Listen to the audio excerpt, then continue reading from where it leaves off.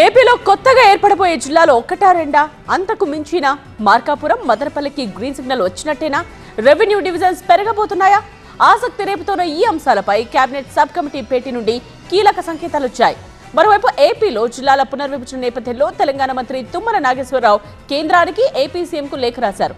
భద్రాచలం పక్కన 5 గ్రామాలను తెలంగాణలో కలపాలని కోరారు.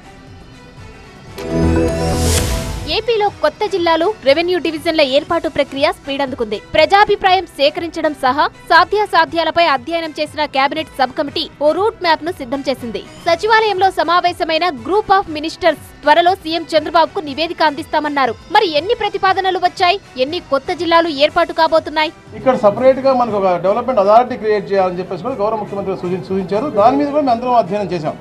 ఎలా చేస్తే బాగుంటుంది, పేరు ఏం పెడితే బాగుంటుంది, ఏ స్థాయి ఆఫీసర్ ఉంటే బాగుంటుంది, అవన్నీ కూడా డెప్త్గా చేసాం. ఇవన్నీ కూడా రాబోయే రోజుల్లో మేము మాట్లాడుకుని గౌరవ ముఖ్యమంత్రి గారు నివేదిస్తాం. చాలా లోతుగా మేము డిస్కస్ చేసాము. ఒక ఏరియాకి సంబంధించిన ఒక డెవలప్మెంట్ అథారిటీగా పెట్టి ఒక మంచి ఆఫీసర్ని పెట్టి వీళ్ళకి అందుబాటులో ఉంచుతారు. ముఖ్యంగా మేము చెప్పినటువంటి మార్కాపురం అవ్వచ్చు, మదనపల్లి అవ్వచ్చు, అవి ప్రపోజల్స్ మాకు కొంచెం పాజిటివ్ కనపడతా ఉన్నాయి. పరిపాలన సౌలభ్యం ఉండేలా ప్రజల ఆకాంక్షలకు అనుగుణంగా ప్రభుత్వ నిర్ణయం ఉంటుందన్నారు మంత్రులు. దాదాపు అన్ని జిల్లాలే చూసినాయి.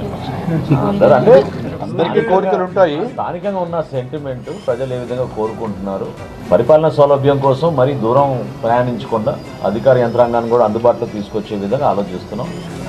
మాకేమీ ఇక్కడ బయాస్గా కాకుండా కరెక్ట్గా ప్లాన్ చేయాలనే ఉద్దేశంతో అంత లోతుగా కసరత్తు చేస్తున్నాం. తప్పకుండా దానికి వెసులుబాటు కల్పిస్తాం.